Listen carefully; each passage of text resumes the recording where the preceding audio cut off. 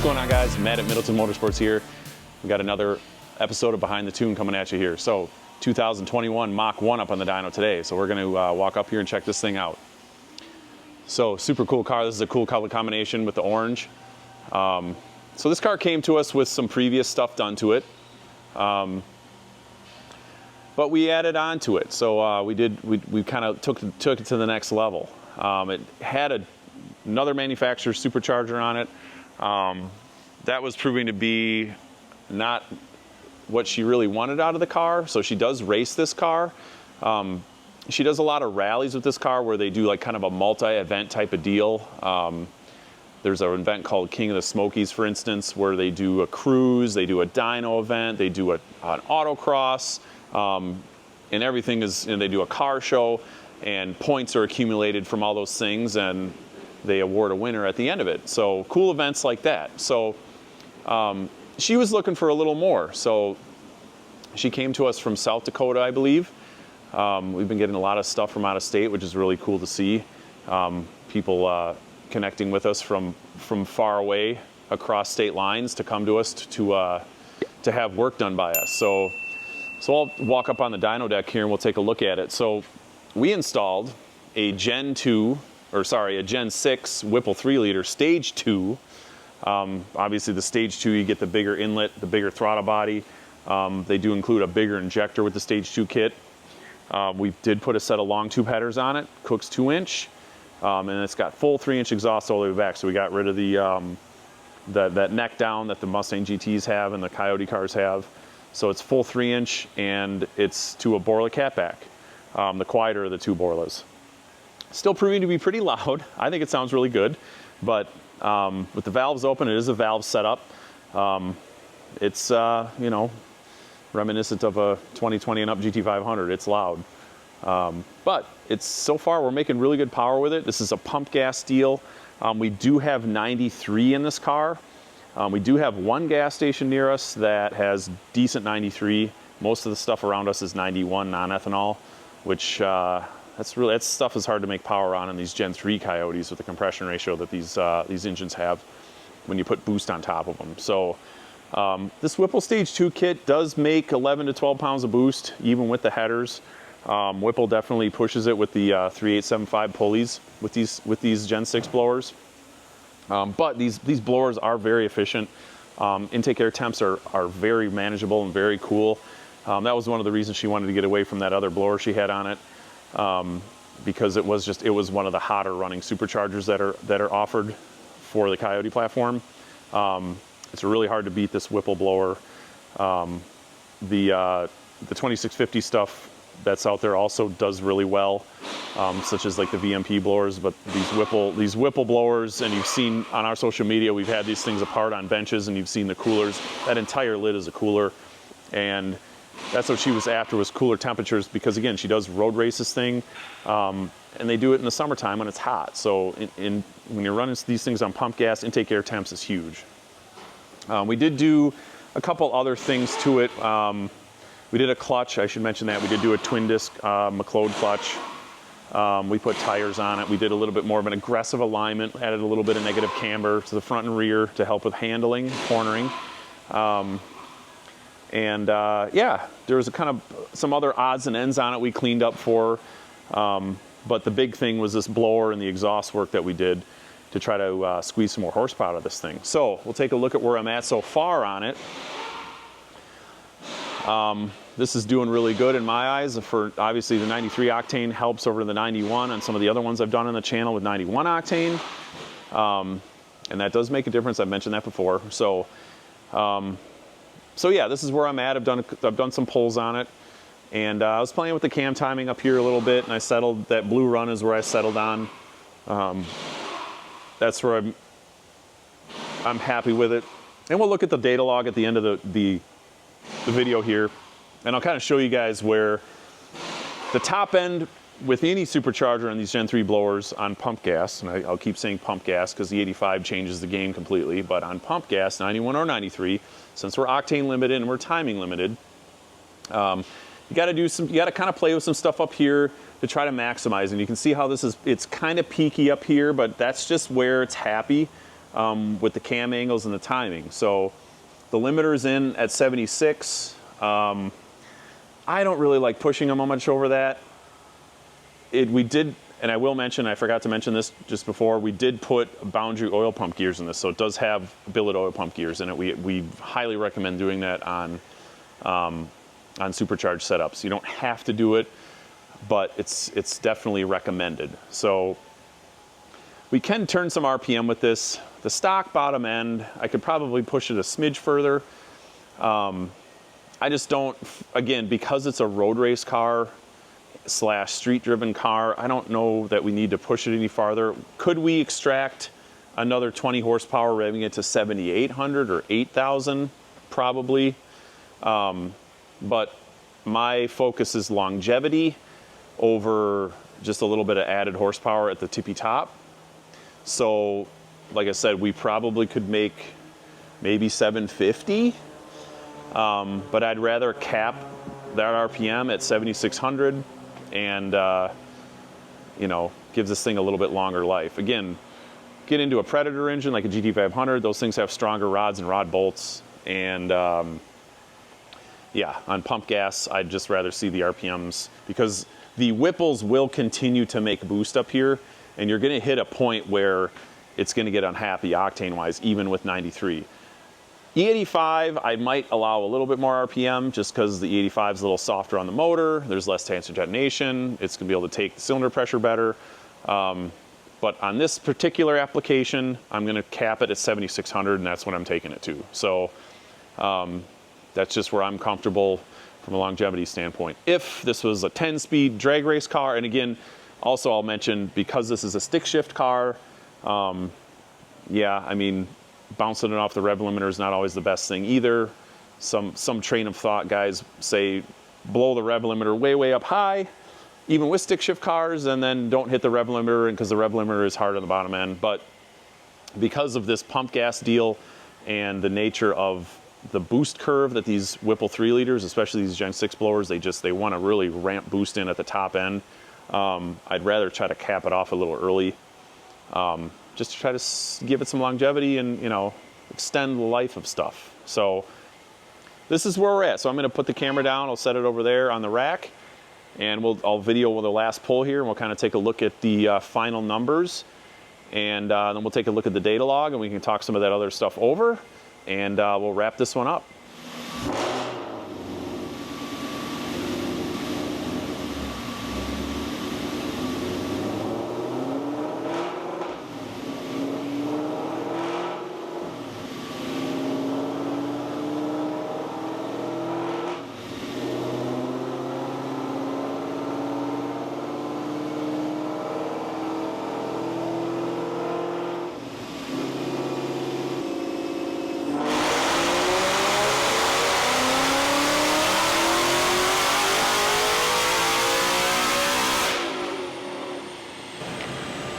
All right, guys, so I'll use this as an example of what letting the car cool off a little bit can do. 743 and 583, up from 576 on the torque. So same exact tune-up on that green run as the blue run, but I just let the car sit for about 15 minutes. And obviously I brought the coolant temperature back up, but the blower had a chance to cool off a little bit. So, because I had the fans running just before I got on the video and started this video, I shut them off and started the video here, set the camera down, and made a pull. So the fans were running on this car for, yeah, about 15 minutes. I was over helping Doug doing some other stuff, and I came back to it and started up the camera here and made this video. So that is the only difference between those two pulls, the blue and the green, is just letting it cool off. So it wasn't cold. The coolant temperature was within 5 degrees, but Supercharger definitely just held my hand to it. It's definitely chillier or cooler than when I was doing my working pulls and doing some tuning. The blower starts getting a little warm, and you know, I'm doing pulls every 5 to 10 minutes. It takes about 3-4 minutes to flash this, and you know, I can make changes in a few minutes, you know, when I'm looking at the logs. And so sometimes I'm kind of shotgunning pulls back to back to back. and stuff starts to get a little warm. And so yeah, really good power for pump gas. But that's pretty typical for a Gen 3 Coyote with this new Gen 6 Whipple 3-liter. These blowers definitely make more power than Gen 5s from what I'm seeing, you know, since they've been out the past year and a half, 2 years. Gen 5 blowers on this combination, we'd probably be, just in my past experience, probably around 700 at the wheels with the same setup on 93 octane.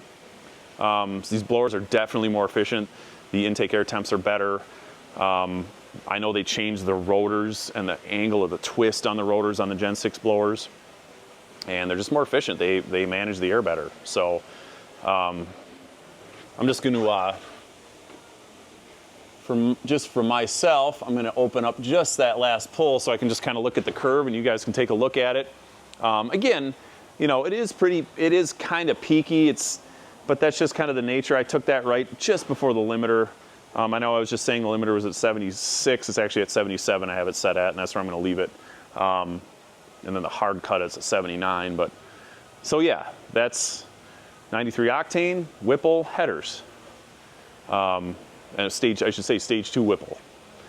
So I'm really happy with that. That's looking really good. We can come take a look at the data log here and kind of go over what we're seeing. So, again, I'm always fighting this glare, but I'll try to make it as best I can here so you guys can kind of see what's going on, if you guys have made it this far. So,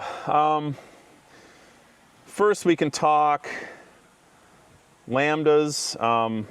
Man, that glare sucks. But, so down here, I'm targeting towards the top there as the boost starts to ramp up. I'm targeting, you know, believe 0.78. So definitely rich on the rich side, but that's where the pump gas stuff likes to be, especially this higher compression stuff. 0.78 is, yeah, low 11s for air fuel ratio if you're talking in a gasoline scale, straight gasoline scale. That's where they'll take the most timing. You start going any richer than that, and it won't really take any more timing, and you just start to lose power just due to you're putting too much fuel in the cylinder, and it's not homogenizing well, and you end up with kind of an uneven burn and a cold. Yeah, it just gets cold and sloppy. So there's definitely a sweet spot in how far you can richen it. There's definitely kind of a bell curve to it. So timing. So I'm letting the HEFX system do some on this. Obviously, if you watch my other videos, I always talk about the that drivability index timing system that Ford uses. It's awesome. It works really well, and I let it do its thing. You know, even on a factory boosted car like a GT500, they allow quite a bit of a timing advance under power enrichment and wide open throttle. So I kind of leave that alone. Not leave it alone, but change it to a proper timing addition amount, so it's allowed to add timing up to a certain amount under boost. So you can kind of see that. So this knock line, and I've talked about this in other videos, the HP Tuner scanner, you can view knock on the Fords two different ways. You can view it as knock amount, which a positive amount of knock will be pulling timing, or you can view it as a correction, a knock correction, which is how I'm viewing it. And because I like to just see if it's either adding or taking away. So when you're viewing it as a knock correction, the positive numbers will be adding timing. So again, the HEFX system will be adding timing, and you can see at the top here, a negative amount will be pulling timing. So again, with the HP Tuner scanner, you can view both ways. You can either view it as an amount, how much knock is being pulled, how much knock is present in degrees of timing, or you can just view it, and I like viewing it this way since this ECU will add and subtract timing as it sees needed by how much knock the knock sensors are reading. So I like viewing it as a correction, because then as I'm looking at the timing curve and I'm looking at the knock curve, it's kind of corresponding to each other versus watching a knock retard amount go up in the timing pull. I know that's like how a GM is, and I'll view that, but the GMs don't really have this like closed loop timing per se. They just pull timing at a certain threshold. They'll just pull timing. Here, if it doesn't see, if it's above or below a threshold, it's going to add or subtract. So, but you can see it's pretty much just riding 16 degrees. You can see, and that's about where I have it set. You can see at zero correction, it's 15.8. That's where I have it set. Down here, it's adding, but the base tables, I have this set at like 14 some degrees. So it's holding a nice flat timing line, and that's what I want to see as the boost ramp. So I don't have boost on my lines here. Boost is right here. But you can see down low, so I'll try to hold the camera up to that. So that, down low, we're at 100, I mean, this is 5 pounds of boost, 6 pounds of boost maybe. And you can see how, as I scroll across, 3,500 RPM, 4,000 RPM, now we're starting to get up into that, I think that's about 10 pounds, 11 pounds of boost. And from there, kind of right. So then, this is another trick with the Whipple stuff. You really try to manipulate the cam angles. Obviously, you want the engine to be efficient with the cam angles, but you also want to try to kind of hold the boost flat. Because these Whipples will just continue to make boost. And you can see it's creeping up, so 6,800. Now we're starting to get into this 11, 12 pound area of boost, and that's really the limit, 183, 184 kPa. It wants to climb, and like I was talking about before in the rev limit, you keep revving this thing and it'll just keep going. It'll go 13 pounds, 14 pounds, it'll just keep, even with this pulley, if you rev this thing to 8,000 RPM, we'd probably be over 13 pounds of boost. So now we got, a lot of boost on top of a lot of RPM for a stock rod motor, and I know people push them hard and they make, whatever, 900 plus 1,000 to the wheels with these Gen 3 engines, but they're just not gonna last up there. They will do it for a little while, but the longevity drops off harshly and quickly when you start pushing these things over, on pump gas again. Again, E85 is different, but we're talking pump gas. So I want to try to keep this thing under 70, 76, 7,700 RPM is really, because you can just see where at the very top there, you can see how the boost is just like 182, 183, 184, 186. It's within, it's picking up quite a bit of boost just within a couple hundred RPM. So, and you can kind of, like, again, with the cam angles and the VCT, you can kind of flatten that boost curve in the middle and try to hold it nice and flat without it just taking off on you by giving a little bit more overlap in the mid-range and just, kind of bleeding off the boost per se. But the engine's also more efficient like that, is keeping the air fuel charge fresh and scavenging the exhaust out. So, so this is just how I set these up. It's honestly very, very similar, pretty much right alongside what Whipple does. When you look at a Whipple tune, Whipple's tunes are actually pretty good from Whipple for these things. Obviously, Whipple tunes them with factory manifolds and factory catalytic converters.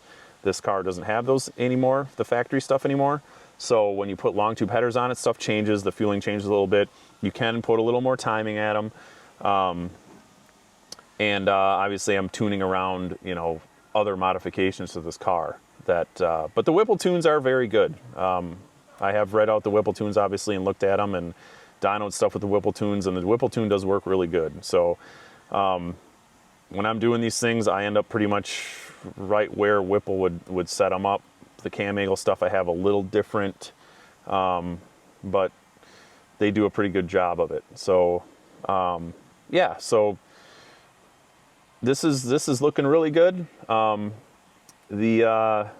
guys might notice this down here. So we actually put in a dual, the Whipple kit puts in a dual pump setup, and you do have to make some changes to the voltage table. That's another thing that the Whipple tunes will have the fuel pump voltage table pretty aggressive, and you'll, like, if you like the Whipple tunes, the fuel pulse width will get pretty jagged, like really jagged, like more jagged than this. Because the pressure will start to move around a lot, because they command a lot of voltage on the stock pumps, or on those aftermarket pumps they supply with the kit. I tend to lower the voltage down a little bit because it'll smooth this fueling out up top a little bit. The Whipple tune can get kind of, nothing against Whipple, like I said, their tunes are very good, but the air fuel can start to get a little choppy up here, and the pulse width can get really jagged because the fuel pressure starts to kind of oscillate up and down because they're commanding a lot of voltage, like 15 volts. I'll drop this down to maybe 13 and a half, 14 volts. This one I think I have set to 14 volts up at the top end here. More than the stock fuel pressure or fuel pump voltage table, and that's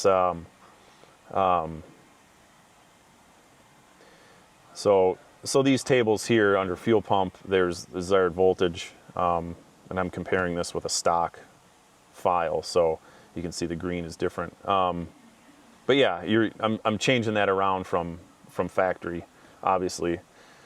So yeah, this is looking really good. I'm obviously wringing every last bit of timing out of it. It's just starting at the very tippy top. It's just starting to get into some negative knock correction. Again, if she were to run 91 octane in this car, it's going to pull probably 2 or 3 degrees out with this, which is fine. Again, the Ford HDFX system is really good at pulling timing out when it has to. And if she were from where we're at now, if she were to continue to run 91 octane, instead of the correction having to correct, it would just trim the spark down. So when you hit it, instead of ever trying to go to 16, it would just be 14. And that's how the Ford system works. It's got kind of a, if you want to call it, a short-term and a long-term spark. It will learn knock and pull timing out preemptively after it learns, if it sees enough knock in the same cells and the same RPMs repeatedly at the same loads, it'll just preemptively just pull it. So obviously with this 93 octane we got in it, it's going to be pretty much right there. It might actually trim this up a little bit, but yeah, that timing line is nice and smooth. I'm liking how that looks. Yeah, everything else is looking really good on it. So fueling is where I want it to be. My fueling correction, under the short terms here, you can see where, how I'm commanding it to kind of ramp the fuel in, like right here. And you can see there were -2, -1, -2. I'm pretty much right on the money. It's just adding a smidge at the top. And again, the fuel trims will add. I like to be within 3%. That's kind of where I shoot for. If I start seeing 4 or 5% on the fuel trims at Watt, or pretty much anywhere, I'll make a change to either the MAF curve or the VE, depending on which car it is, the VE tables. So yeah, looking good.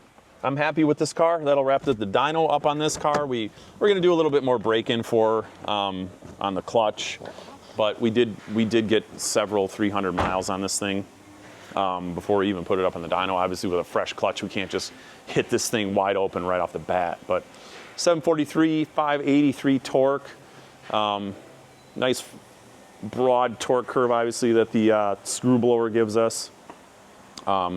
Yeah, this is looking good, and it'll wrap it up for this car. She's going to pick this car up at the end of the week here, and she's taking it right to an event. So it's going to go head first into the deep end with these modifications we just did.